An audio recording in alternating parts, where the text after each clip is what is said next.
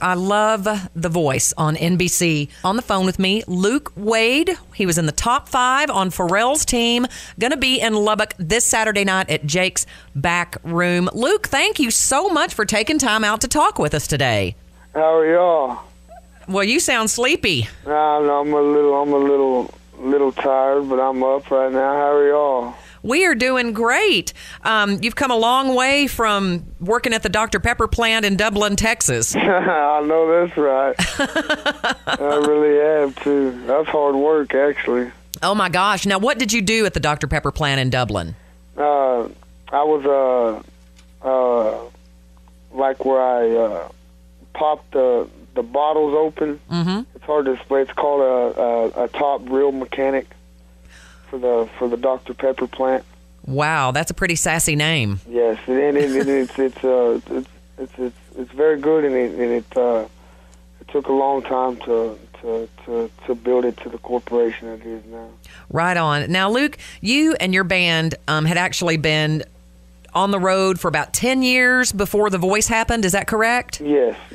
So, I mean, man, what a awesome thing to happen in your life, because who knows if any of this would have happened in your career had it not been for The Voice. Oh yeah.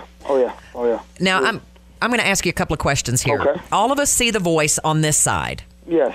Now, I want to ask you, being behind the scenes, first off, what was the best thing about it, from being behind the scenes, working with Pharrell, working with the other coaches? What was your favorite thing about all that? Just being able to look at their works and see them from their side. Right on. Now, what was the weirdest thing about, the whole production part of it? Because a lot more goes into it. I mean, I'm sure y'all have stylists and everything. Things that we don't ever see on this side, just watching and enjoying the show. What would be the weirdest thing that would surprise us about behind the scenes on The Voice? The pain that they go through. A lot of things that people often don't see on the other side is exactly where everyone goes. So you mean the people in the competition? Yes. Gotcha. Now, it's in the competition. It's when you enter it, you enter at a pretty high risk. Gotcha. I gotcha. And you have to understand exactly what's going on. People enter it and they acknowledge themselves as being a form of an actor and actress. Okay, because it is an entertainment show. Yes, it's very fun and it's very addicting. and on top of that, even where we go, we remember in a little many ways things, but it's so addicting that you just keep, it's like anything that you do. Right after, the day after you left The Voice, you opened for Train and Daughtry. That's a huge gig. Oh, it was very huge. It was opened up to the house for the Gandhi Riders. Man, what I call them. Wow.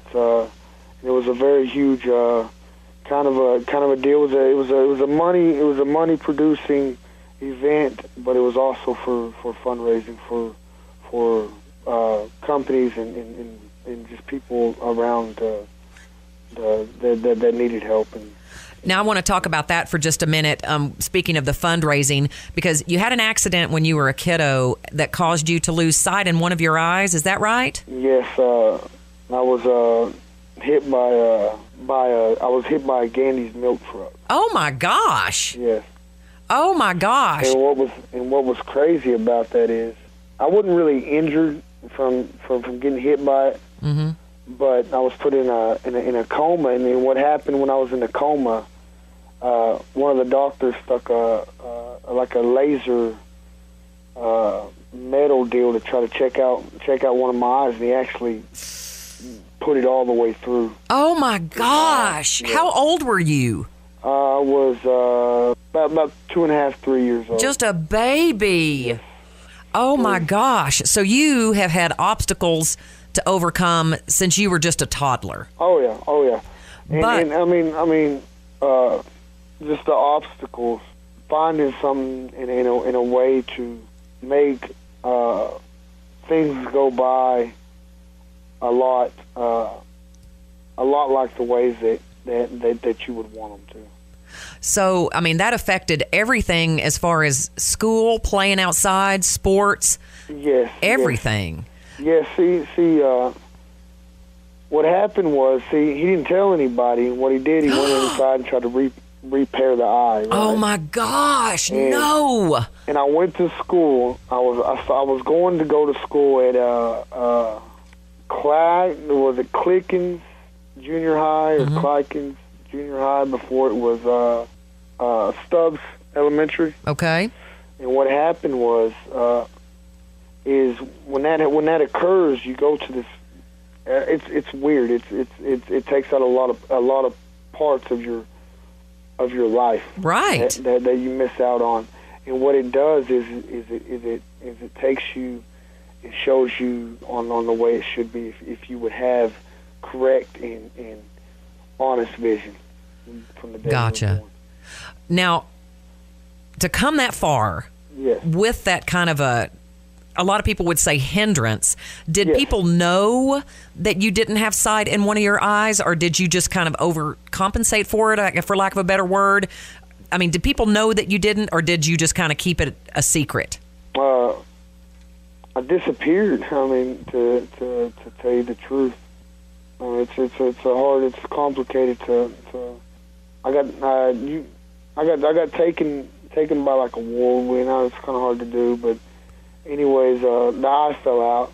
Oh my gosh, Luke, that is. Yeah, it was pretty nasty, and the ones that were taking care of me at the time, at the moment that this happened, it kind of like changes, like a rotation. Like, what do you mean? Like, say, like you look at you're going through life one way because you're only going one view, one direction, and if something like that occurs where when the incident happened where he did it in, they put it in backwards and it falls out, then they put it in the right way, it's going to flip, and it's just going to make you go backwards. Right. And you're going to end up seeing life in a total different direction.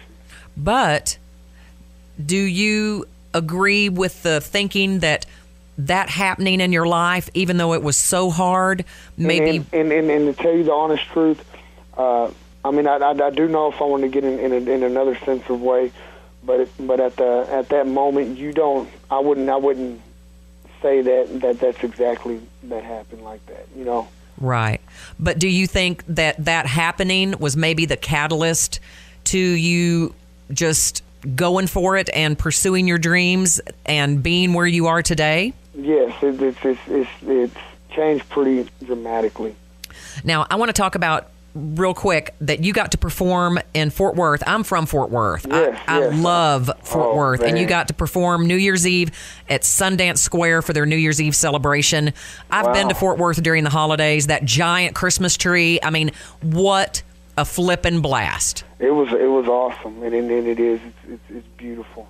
And speaking of Fort Worth, now, I brought up the eye thing and all that when you were just a baby and a toddler because it has led you to be a very generous person, a very giving person, and to have a heart for children who are sick, that have disabilities. And you've done a lot of fundraising for Cook's Children's Hospital in Fort Worth. Yes, I believe it's Fort Worth St. Children's Hospital. Yes. And it's for kids. It's not with kids with special needs. It's kids that have gifts of learning bilinguals. Okay. And learning different cultures. Okay. And yeah, they're a wonderful organization, and the things that we have learned to acknowledge is helping the ones that are in need is is the greatest part of being anywhere. Absolutely, absolutely. And you are definitely using your building success to help those who need help and bringing attention to that, using your celebrity to bring attention to children and things that maybe would have fallen through the cracks because you've been there. Yes. I've done work with Ty Parr and Connie Kenyon Young, and man, they're amazing. Right on. Now, after you performed New Year's Eve, did you have New Year's Day off, and then your tour started January 2nd? January 2nd, yeah. I was freaking wore out. I was wore out. I bet, because you came straight from The Voice, then opened for Train and Daughtry, then performed in Sundance Square, and then your tour starts. I hope you're taking lots of vitamins and supplements. Actually, yeah. Actually, I have. I wasn't able to get to anything. It happened so. It was happening so quick that it was. I mean, it was quick, but I wasn't able to grasp onto anything. Right. Well, that's in your business. It's good that you've got people for that. Yes. Well, I can honestly say that a lot of the people here are a lot nicer than you can go in a lot other places. Oh gosh, yeah, absolutely. Very, very generous people here, and y'all are awesome. Well, and you know what?